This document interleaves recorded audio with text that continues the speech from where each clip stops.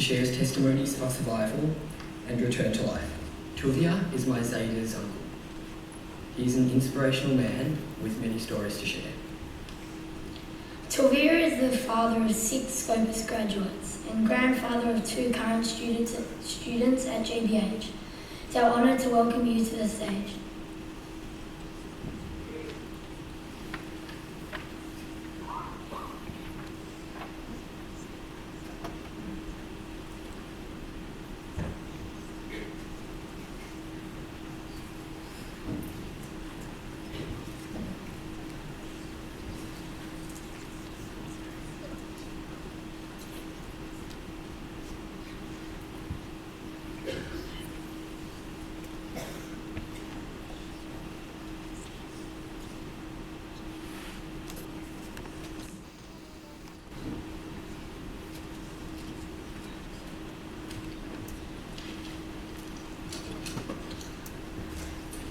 Good afternoon. My name is Tuvia Lipson. Thank you for inviting me to be a keynote speaker to the Yom Ha'Shoah Assembly.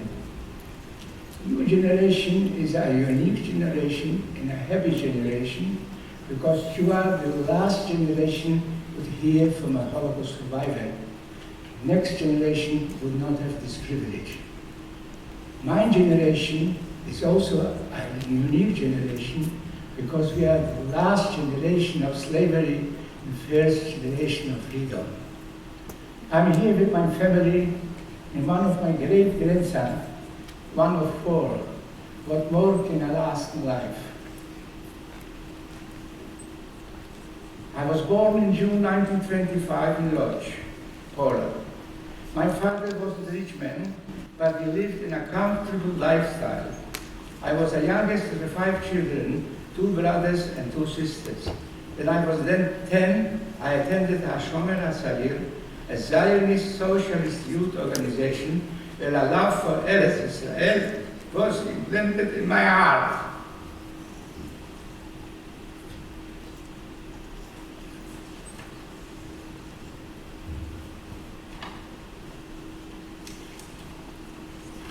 I also joined a Jewish sport organization called Morgenstern, Morning Star, where I took part in sporting games and activities.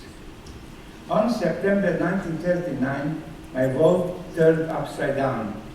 When the Germans invaded Poland, I was integrated with my family in an overpopulated Lodz ghetto until August 1944, where I worked in a factory building children's playpens. When the ghetto was liquidated, I was deported in a cattle train to Auschwitz-Birkenau. Here I lost my mother, Malka, father, Jacob Nahum, and sister, Carola. In Auschwitz, we lived in terrible conditions, not knowing what tomorrow will bring. An inmate came to me suggesting that I register to work outside the camp in order to avoid the crematorium. I registered, and this when I received my first number tattooed on my left arm, 10,378. I have 2 numbers I will never forget. One, 10,378, an inmate in Auschwitz, the other one, 131825, an officer in the Israeli army. Those 2 numbers corresponding slavery and freedom. I was sent to a slave labor in coal mine 45 kilometers from Auschwitz, called Ribnik. The work was difficult. I worked there for 5-6 months until January 1945, when the Russians were getting close to Warsaw. The prisoners were forced into our cattle train with no food, no water, and no medication. I was freezing, covered in front only of snow and meat. Unaware of destination, we traveled for 6 long days and nights to an extermination camp called Mauthausen, Austria. After 3 days sitting naked in a barrack, being called out twice a day for a roll call, I was sent to a working camp also in Austria called Ebensee. My job was to build a factory in mountain where spare parts rockets were going to be made.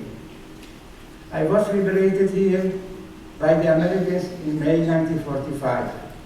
I stood at the gate when the first tank came in, and I collapsed, and I said, I'm free, I'm free, I'm free, and I collapsed. African-American soldiers put me on a stretcher and took me to a hospital, and I spent there 4 weeks.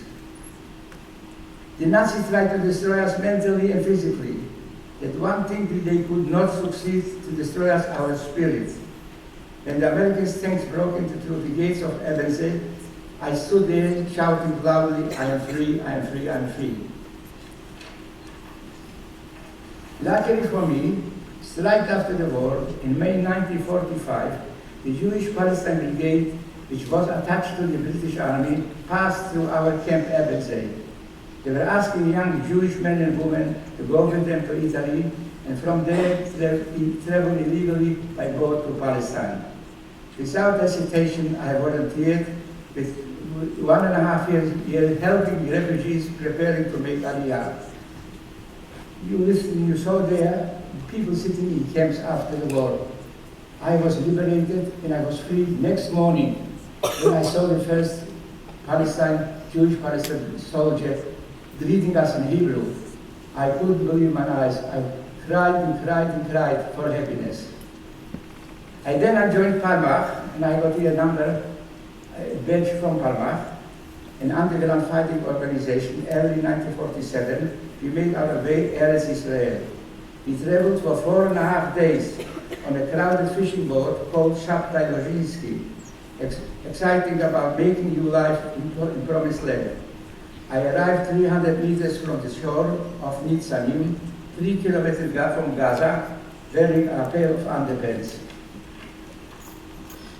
I went straight to the Moshav Tuvia, where I was giving clothing and first documents, and then to Kibbutz Mizrach, where I studied and worked until I joined the Israeli army in 1948.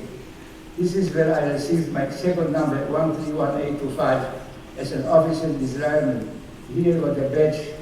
Moshe Dayan, General Moshe Dayan, Chief of Staff of the Israeli Army, put on this badge at Masada.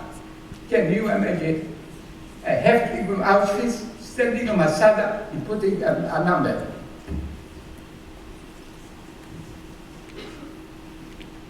I fought the War of Independence, 1948, as well as the Nisan campaign in 1956.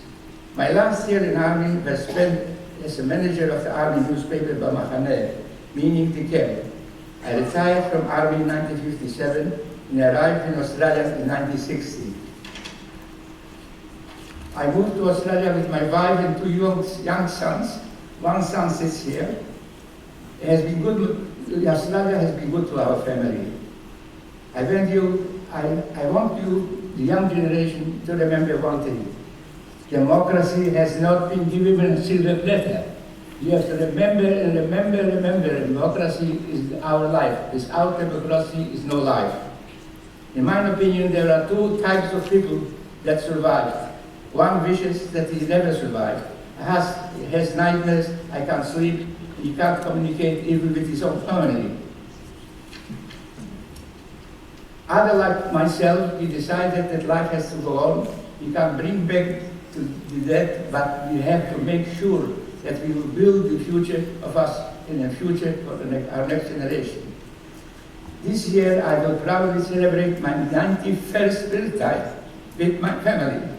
Tomorrow will be 71 years I was freed from Camp Mabenzeh, including my 6 grandchildren and 6 children, grandchildren and 5 great-grandchildren. Thank you for inviting me to give you my testimony this afternoon. Chazak ve'ematz. Thank you so much, Tuvia, for coming to speak to us today. We feel so fortunate that we still have the opportunity to hear from your generation, and it was such an honor to be able to hear your story of slavery and freedom, as you so put it, and your optimistic philosophy on that. So Thank you. Thank you very much.